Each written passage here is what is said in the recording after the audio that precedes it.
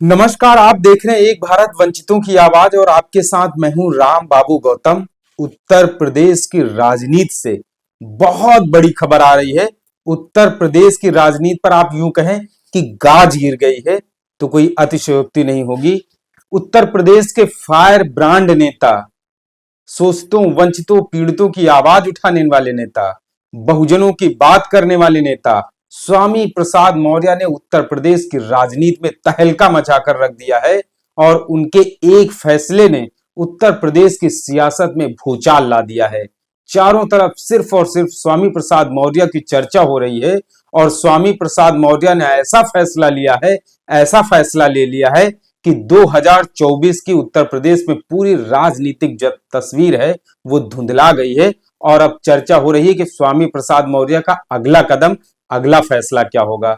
स्वामी प्रसाद मौर्य ने समाजवादी पार्टी के राष्ट्रीय महासचिव पद से इस्तीफा दे दिया है, इस्तीफा दे दिया है, त्यागपत्र दे दिया है और ये इस्तीफा उन्होंने ट्विटर पर बाकायदा पोस्ट भी किया है, सोशल मीडिया एक्स पर, जिसमें कि अखिलेश यादव को और समाजवादी पार्टी को उन्होंने बाकायदा टैग किया है। लेकिन ये इस्तीफा कोई मामूली बात नहीं है, कोई साधारण बात नहीं है। इसमें बहुत सारे रहस्य और उत्तर प्रदेश की बहुत बड़ी राजनीति और बहुत बड़ा संदेश छिपा हुआ है। स्वामी प्रसाद मौर्य समाजवादी पार्टी के अंदर केवल सपा नेता नहीं थे।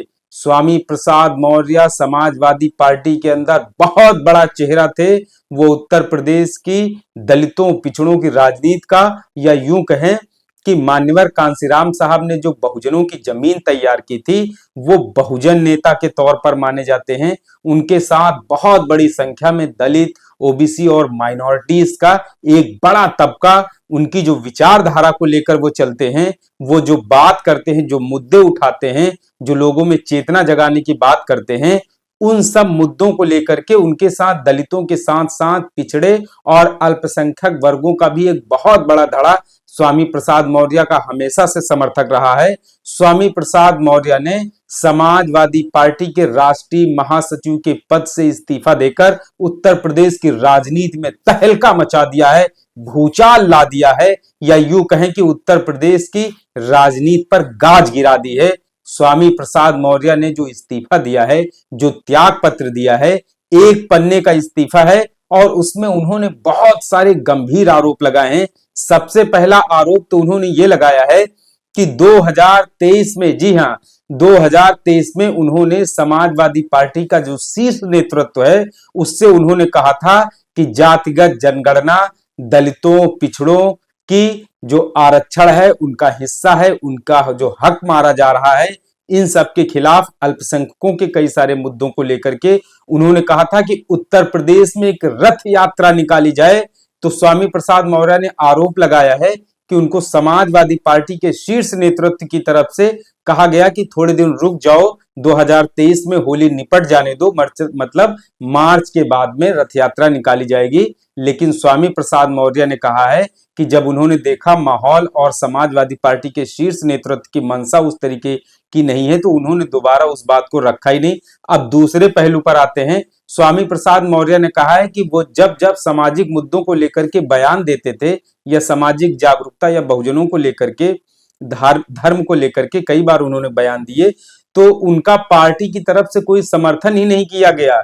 मतलब वो पार्टी में राष्ट्रीय महासचिव के पद पर थे, लेकिन जब जब उन्होंने कई सारे मुद्दों पर बयान दिया तो पार्टी के शीर्ष नेताओं ने यह कहकर किनारा कर लिया कि वो उनका निजी बयान है। स्वामी प्रसाद मौर्य ने आरोप लगाया है कि अगर मेरा बोलना मेरा निजी बयान है तो फिर दूसरे जो राष्ट्रीय महासचिव हैं उनका बोलना पार्टी का बयान कैसे हो सकता है। मतलब कुछ राष्ट्रीय महासचिवों का बयान पार्टी का बयान होता है और जब स्वामी प्रसाद मौर्य बोले तो उनका निजी बयान होता है।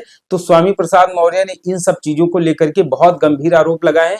और तीसरा सबसे बड़ा उन्होंने सनसनीखेज आरोप ये लगाया है कि उन्होंने कई बार समाजवादी पार्टी में रहते हुए ही धार्मिक मुद्दों को लेकर के, स्वामी प्रसाद मौर्य हमेशा पाखंड, आडंबर और जो अंधविश्वास है, इन सब को लेकर के वो हमेशा मुखर रहते हैं, बोलते हैं। वो जब बहुजन समाज पार्टी में थे तब भी बोला करते थे, समाजवादी पार्टी में हैं, तब भी लगातार बोल रहे थे। स्वामी प्रसाद मौर्य एक वैज्ञानिक चेतना के आदमी हैं, वो बौद्ध धर्म का अनुसरण करते हैं। भगवान बुद्ध की जो वैज्ञानिक सोच, वैज्ञानिक विचारधारा है, वो उसको हमेशा आगे बढ़ाते रहते हैं। वो धर्म में अंधविश्वास, पाखंड, आडंबर को बिल्कुल बर्दाश्त नहीं करते हैं।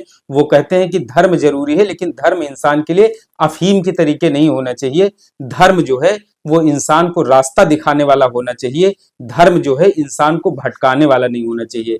तो स्वामी प्रसाद मौर्य का आरोप है कि जब जब उन्होंने आडंबर के खिलाफ, अंधविश्वास के खिलाफ, पाखंड के खिलाफ बोला, तो पार्टी के कई नेताओं ने उनके बयानों की निंदा की और सार्वजनिक प्लेटफॉर्म पर आकर के उनकी कड़ी आलोचना की और उनके खिलाफ कई सारे आपत्तिजनक बयान दिए। नाम है किसका? मनोज पांडे का। मनोज पांडे समाजवादी पार्टी के रायबरेली के विधायक हैं। वो अक्सर जब जब स्वामी प्रसाद मौर्य ने धर्म को लेकर के या सनातन संस्कृति, हिंदू धर्म, जब जब उन्होंने कुछ इस तरीके के रामचरितमानस को लेकर के, कुछ विवादित चौपाइयों को लेकर के बयान दिया, तब तब मनोज पांडे ने बहुत ही कड़े शब्दों में स्वामी प्रसाद मौर्य की आलोचना की। पार्टी में रहते हुए ही मनोज पांडे ने स्वामी प्रसाद मौर्य को लेकर के कई सारे विवादित बयान दिए। तो कहीं न कहीं इस तरीके की एक पृष्ठभूमि बन रही थी और स्वामी प्रसाद मौर्य उस पृष्ठभूमि में अपने आप को फिट नहीं पा रहे थे। इसलिए स्वामी प्रसाद मौर्य ने अंततोगत्वा क्या डिसीजन लिया? समाजवादी पार्टी से हटने का फैसला लिया। मतलब हटने का मतलब पार्टी से हटने का नहीं, राष्ट्रीय महासचिव के पद से हटने का फैसला लिया है। हालांकि वो समाजवादी पार्टी के विधान परिषद सदस्य मतलब एमएलसी भी हैं। तो अभी स्वामी प्रसाद मौर्य ने एमएलसी के पद से इस्तीफा नहीं दिया है, सिर्फ समाजवादी पार्टी के राष्ट्रीय महासचिव के पद से इस्तीफा दिया है। उन्होंने अभी पार्टी की प्राथमिक सदस्यता से इस्तीफा नहीं दिया है, मतलब वो अभी पार्टी में हैं, समाजवादी पार्टी के विधान परिषद सदस्य एमएलसी हैं, लेकिन राष्ट्रीय महासचिव जैसे पद से इस्तीफा दे दिया है। राष्ट्रीय महासचिव किसी भी पार्टी में जनरल सेक्रेटरी बहुत बड़ा पद होता है। ये पार्टी की नीतियां बनाने में, पार्टी की जो स्ट्रेटेजिक डिसीजन होते हैं, पार्टी के जो आला कमान होते हैं, उनके राइट हैंड में रहते हैं ये लोग। और पार्टी के जो भी शीर्ष नेतृत्व की तरफ से फैसले लिए जाते हैं, उनमें राष्ट्रीय महासचिव, नेशनल सेक्रेटरी, जनरल सेक्रेटरी, इन सब लोगों का बहुत बड़ा महत्व होता है। तो स्वामी प्रसाद मौर्य ने समाजवादी पार्टी से इस्तीफा देकर के सियासत में यूं कहिए कि एक तरह से भूचाल ला दिया है।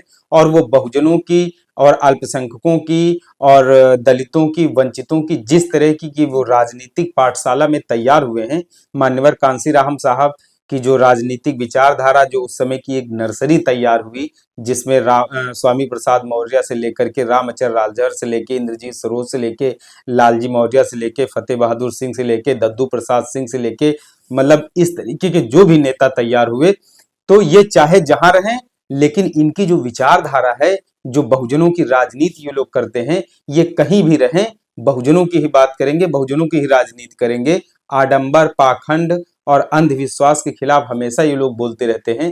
तो कहीं न कहीं स्वामी प्रसाद मौर्य समाजवादी पार्टी में तो जरूर थे, लेकिन उन्होंने जो राजनीति सीखी, जिस राजनीतिक परिवेश में वो आगे बढ़ के तैयार हुए और उनका एक ऊंचा कद बना, जिसके कारण उनकी पहचान बनी, तो वो अपनी पहचान से कभी कोई समझौता नहीं कर सकते हैं। जो उनकी पहचान है वो उसी पहचान में वो पार्टी के अंदर रहते हैं। हालांकि भाजपा में एक बार वो मंत्री जरूर रहे, शायद उनकी राजनीतिक पहचान का ही कारण रहा होगा, उनकी राजनीतिक परवरिश का ही कारण रहा होगा कि वो भाजपा में ठीक तरीके से रह नहीं पाए। 5 साल किसी तरीके से तो बिता लिए, लेकिन वो लगातार वहां भी अपने आप को अनफिट, अनसिक्योर महसूस कर रहे थे, तभी वो समाजवादी पार्टी में आए थे। लेकिन यहाँ पर भी चीजें ठीक ठाक नहीं बैठी हैं। लेकिन अब ये सुगबुगाहट है कि स्वामी प्रसाद मौर्य का अगला कदम क्या होगा, स्वामी प्रसाद मौर्य अगला डिसीजन क्या लेंगे। लेकिन उत्तर प्रदेश में स्वामी प्रसाद मौर्य के सिर्फ एक फैसले ने, समाजवादी पार्टी के राष्ट्रीय महासचिव जैसे पद से इस्तीफा देने के फैसले ने उत्तर प्रदेश की सियासत में तहलका मचा दिया है, भूचाल ला दिया है, खलबली मचा दी है। चारों तरफ सिर्फ और सिर्फ स्वामी प्रसाद मौर्य की चर्चा हो रही। ये चर्चा इसलिए हो रही है क्योंकि उत्तर प्रदेश में अभी हाल ही में एक बहुत बड़ी घटना पहले ही हो चुकी है। आरएलडी मतलब राष्ट्रीय लोकदल एनडीए के साथ जा चुका है। जब से स्वर्गीय चौधरी चरण सिंह जी को भारत रत्न देने का ऐलान हुआ है, उसके बाद जयंत चौधरी ने कहा वो किस मुंह से मना करें, मतलब वो एनडीए के साथ, मोदी के साथ, भाजपा के साथ जा रहे हैं। और दूसरी तरफ इसी ये अभी 2 ही 3 दिन में ये सरगर्मियां चल रही थी, ये फैसला हुआ था। और इधर स्वामी प्रसाद मौर्य जैसे बड़े कद्दावर नेता का समाजवादी पार्टी के राष्ट्रीय महासचिव जैसे पद से इस्तीफा देना उत्तर प्रदेश की राजनीति में बहुत बड़ा भूचाल लाने वाला, बहुत बड़ा उथल पुथल कहिए या हलचल मचा देने वाला फैसला है। तो स्वामी प्रसाद मौर्य ने सपा के राष्ट्रीय महासचिव के पद से इस्तीफा देकर के उत्तर प्रदेश की सियासत में जो है वो खलबली मचा दी है। तो उत्तर प्रदेश में ये जो दो घटनाएं हुई हैं, इनका बहुत आने वाले दिनों में बहुत व्यापक असर देखने को मिलेगा। लेकिन सबसे बड़ा सवाल ये है कि क्या स्वामी प्रसाद मौर्य समाजवादी पार्टी से वाकई नाराज हैं, या फिर उन्होंने समाजवादी पार्टी के राष्ट्रीय महासचिव के पद से इस्तीफा देकर के कोई प्रेशर पॉलिटिक्स का गेम खेला है। आने वाले दिनों में पिक्चर पूरी तरह से क्लियर हो जाएगी कि स्वामी प्रसाद मौर्य का जो डिसीजन है वो कैसा डिसीजन है, और इस पर समाजवादी पार्टी के शीर्ष नेतृत्व का क्या कहना है। तो 1-2 दिन में ये पिक्चर पूरी तरह से क्लियर हो जाएगी। और मैं आपको अपनी अगली स्टोरी, मैं एक स्वामी प्रसाद मौर्य को लेकर के अगली स्टोरी जल्द बनाऊंगा, कल ही अपने दर्शकों के बीच में कुछ ही घंटों के बाद स्टोरी में पेश करूंगा। उसमें मैं बहुत बड़ा खुलासा करूंगा कि स्वामी प्रसाद मौर्य किस पार्टी में जा रहे हैं। इसको लेकर के मैं बहुत जल्द आपको एक स्टोरी लेकर आने वाला हूं। मित्रों, आपसे गुजारिश है कि आप एक भारत को शेयर और सब्सक्राइब भी करते रहें, जिससे कि शोषितों, पीड़ितों, वंचितों और मजलूमों की आवाज को सत्ता के शीर्ष तक पहुंचाया जा सके। धन्यवाद।